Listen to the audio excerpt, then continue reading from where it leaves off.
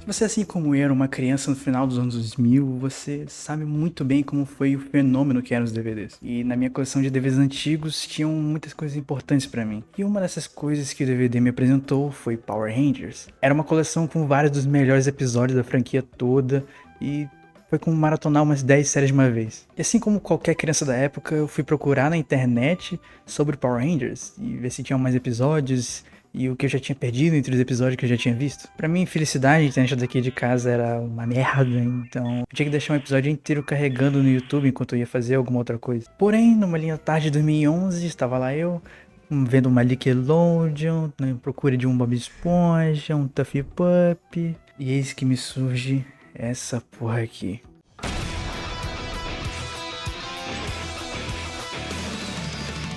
Apesar de ser uma série muito simples em relação ao roteiro, afinal, Power Rangers sempre foi feito para um público de crianças, eu sempre gostei muito dos personagens e como a ação sempre te deixava vidrado na tela, era muito bem coreografado, era simplesmente perfeito. Os tempos passaram e eu ainda gostava bastante de Power Rangers, mesmo não sendo mais o público-alvo. E eu tentei algumas vezes voltar a ver a série, mas surgiram várias coisas que antes, quando eu era criança, eu não ligava muito. Por exemplo, o tipo de humor de gordo e magro que me irrita muito, que eles sempre tentam fazer essa merda, empurrando pro público. O status quo da série nunca mudava, como se as coisas simplesmente não tivessem nenhuma consequência real. E os personagens que eu tanto gostava se mostraram apenas caricaturas rasas que sinceramente eram feitos com pouquíssimo esforço. Parecia que eles não queriam evoluir apenas de ser uma série infantil, apesar de claramente ter espaço para momentos mais sérios. E muito por conta de como o material original é falado na internet, o tal do Super Sentai, tendo essa versão de Power Rangers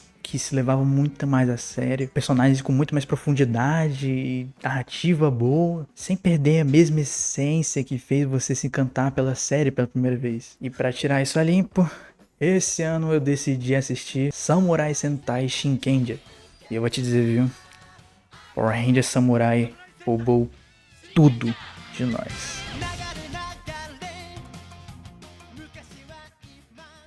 E com o roubou tudo eu quero dizer os personagens, as lutas, os episódios, as tramas. Eles só se esqueceram de roubar o mais importante, a qualidade do material original. Isso vai além do que normalmente eles fazem com as séries, que é emprestar as gravações do Sentai e reaplicar no novo contexto para o público americano.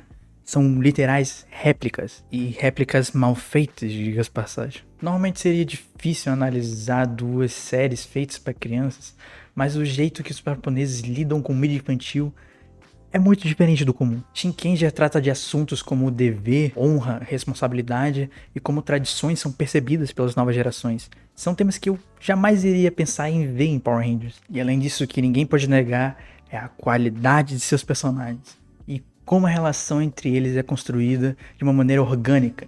Nada é forçado. Acho que o mais importante é entender que Shinkenger só é bom do jeito que é por conta de sua temática e inspirações ligadas à cultura japonesa. Uma série que sabe se aproveitar do seu tema, não apenas fazendo referências à própria cultura só porque sim, mas utilizando como ferramentas para construir seus personagens, a história e o seu mundo. Imagina o seguinte: existem monstros que invadem e atacam as pessoas através de brechas, são os chamados Gedoshi, e para prever que tudo vá pro caralho, há 17 gerações é formado um grupo para proteger o mundo, comandados pelo líder do clã Shiba, formando assim o Esquadrão Samurai Shinkenger, ou só Shinkenger. Nós acompanhamos o 18º líder do clã, Takeru Shiba, que tem uma das melhores cenas introdutórias que você pode querer para um personagem, e que obviamente foi roubada pelos americanos, mais uma vez. Um jovem que carrega o peso de ser o Shinken Red e que se recusa a trabalhar com os outros, prefere manter a distância e não gosta dessas tradições e relações ultrapassadas de mestre e vassalos. Temos também o Rikoma, também chamado de Di,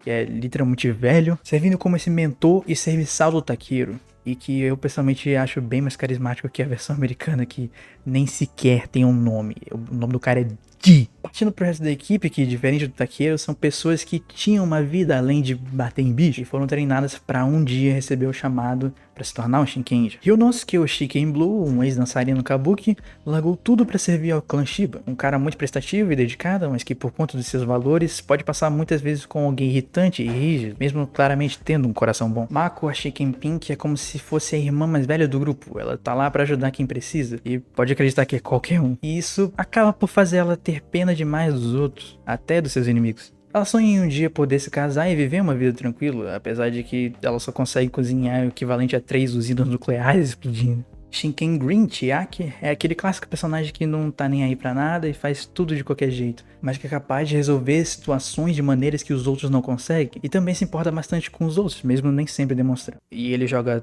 Tekken 6, é um detalhe bem foda. E por último, a Shiken Elon Kotorra é a mais nova do grupo e veio pra substituir a irmã que ficou doente. Ela é a mais inocente do grupo e constantemente se julga como inferior aos outros por conta da sua falta de habilidade de qualquer coisa que não seja lutar. Mas apesar da autocobrança, ela sempre se esforça o máximo que pode. Então esses 5 se juntam para combater o ataque dos Gedushu, que ficam no Rio Sanzu, uma dimensão que somente eles são capazes de acessar, e que serve também para eles se banharem nas águas de sofrimento humano depois que eles secam. E ao contrário do que se pode pensar, os Gedoshu não são um tipo de vilão que vai se redimir, eles já chegaram a um ponto além, eles são verdadeiros demônios e yokais. Os tais vilões da semana, que são o bagulho mais básico de qualquer tokusatsu, até mesmo eles são postos nessa exposição de demônios. Porra, tem um episódio em que um dos monstros faz o menino desistir do sonho dele de jogar beisebol, convencendo ele a quebrar as próprias pernas em troca de trazer de volta a vida do seu avô.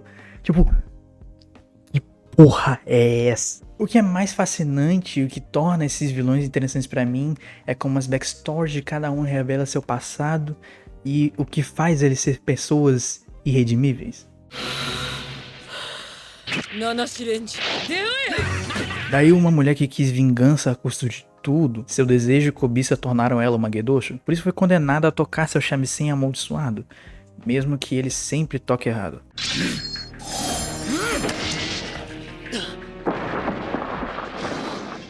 Juzo é a encarnação do desejo de luta, um homem que caiu à corrupção por desejar sangue independentemente de quem fosse. Sua vontade de lutar com pessoas fortes era maior do que a sua humanidade, tido como um dos renegados do Gedoshu. Dokoko, o carniceiro, é o vilão principal e ele quase destruiu o Shinkenja na sua última luta, mas acabou sendo selado pelo antigo Shinken Red, uma técnica passada por gerações pelo clã Shiba. Não se sabe muito sobre ele além do fato que ele tá basicamente a toda hora puto e tem que tomar aqui pra poder se acalmar. E pra não dar muitos spoilers, eu vou parar aqui com os vilões, mas saibam que eles são mais do que eles realmente aparentam ser.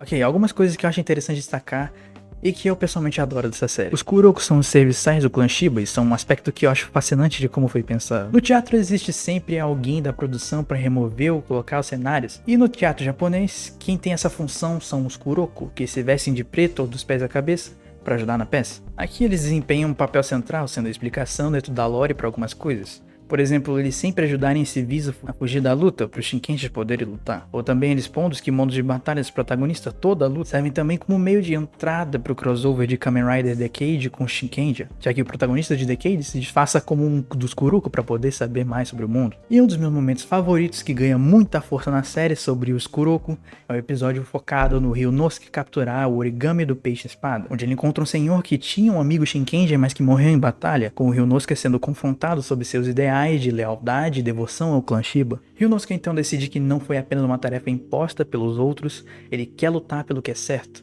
confiando sua vida nos outros porque ele decidiu assim. E no final do episódio, esse senhor retorna como um Kuroko, pondo um capuz por cima do rosto e se tornando uma figura muito maior do que se espera.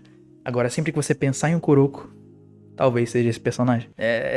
É simplesmente genial. Outro aspecto que eu amo é como o passado de cada integrante é posto em conflito com quem ele tenta ser, como no episódio em que o Chiaki tem que salvar a Mako e o pai dele, cujo qual ele tem um certo desprezo por conta da forma como ele foi criado, de um jeito não samurai, mas graças ao seu jeito único de lidar com problemas, que é resultado direto de como seu pai criou, ele foi capaz de resolver a situação de reféns e se tornar um samurai melhor. Porém, de longe, o fator que eu mais adoro dessa série, que absolutamente foi obliterado pela versão americana, é o personagem do Takeru. E eu adoro absolutamente tudo sobre esse cara. O Takeru é o tipo de personagem que faz a série ter um nível de qualidade que ela tem, sua transformação de um líder distante e frio que tende a esconder a qualquer custo suas fraquezas, para alguém que na verdade desde criança foi criado com um propósito definido e nunca teve a chance de socializar e por isso é extremamente tímido, introvertido e muito gentil também. É uma jornada absurda ver todo esse personagem crescer e evoluir. E depois chorar um pouco com a existência do Jaden Shiba. Tá, calma, vamos falar um pouco do porquê isso me irrita tanto.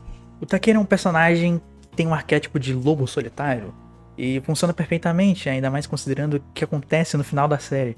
Ele foi criado para manter distância de seus serviçais. O Takeru não é só mais um Shinkenger, ele é literalmente chamado de Lorde o tempo todo. O tal do senhor feudal dos samurais. Enquanto isso, o Jaden, por eles não terem conseguido adaptar a parte dos Kuroko em Power Rangers Samurai, fica completamente falso e raso. Ele é do jeito que é porque, sim, porque deve ser irado ter um Ranger vermelho que é assim, meio distante e edgy.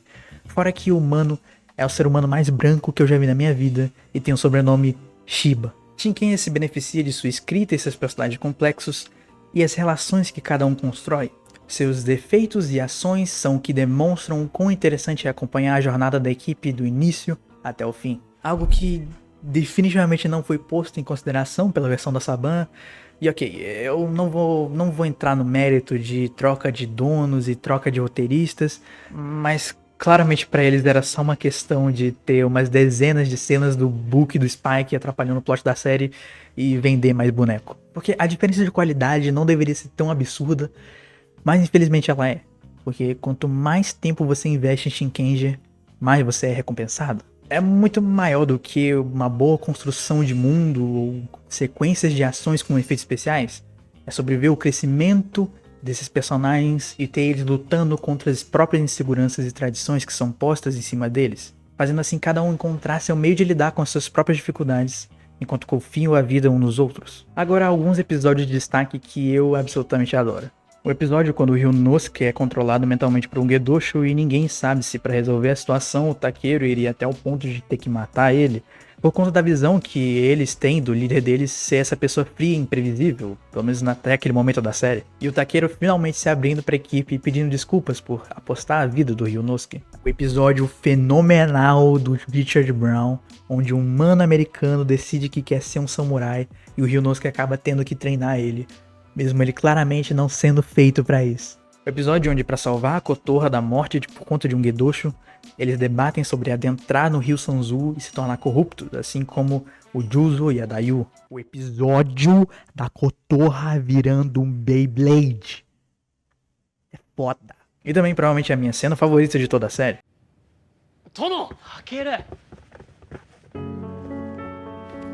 Eu não vou dar mais contexto que isso daqui, mas saiba que isso é bem forte. Mas uma cena que eu adoro e que eu posso falar sobre é a aceitação do sexto membro da equipe, o Shinken Gold. Gento Memori, o Shinken Gold, é ainda menos samurai que o Chiaki, tanto por conta de sua personalidade exagerada e extrovertida, como também por conta de sua família, que eram chefes de sushi, considerado no Japão uma classe baixa, mas por conta da ligação que ele teve com o Takeru quando eles eram crianças. Ele treinou durante sua vida toda para que ele se tornasse um samurai e lutasse ao lado dele. O Takeru como líder odiaria que seus companheiros o vissem fragilizado, vulnerável, humano. Então quando um antigo amigo de infância dele se revela como um novo Shinkenger, a primeira reação dele é afastá-lo. E quando o Takeru é confrontado pela Mako, que já tinha entendido por que ele queria manter distância do Genta, o Takeru é obrigado a aceitar que a postura de intocável que ele tinha assumido já não faria mais sentido por ele ter se aberto com eles. Interessante ver que a entrada do sexto membro da equipe vem da evolução do Takeru com a sua equipe e evolução de todos os personagens em conjunto. De novo, é genial. Beleza. Eu me interessei pra ver essa série aí, mas por onde é que eu assisto, hein? Tem na Netflix, é? Prime Video, é? Bom, meu caro amigo casual, atualmente não tem nenhum meio de assistir legalmente a série Super Sentai aqui no Brasil, pelo menos que eu conheço, e eu definitivamente não te encorajaria a assistir por métodos alternativos. Não, eu jamais faria tal ato. Não, eu nunca faria nada disso. E eu poderia ficar aqui falando pra sempre sobre cada detalhe que eu adoro sobre essa série, porque de fato foi tudo o que eu podia esperar de uma versão que se leva a sério de Power Rangers. Uma versão que não te trata como idiota e te convida a ver uma história muito mais cativante e interessante, com personagens que crescem, mudam e que ainda cometem erros, mas que aprendem com eles. Foi tudo isso e um pouco mais.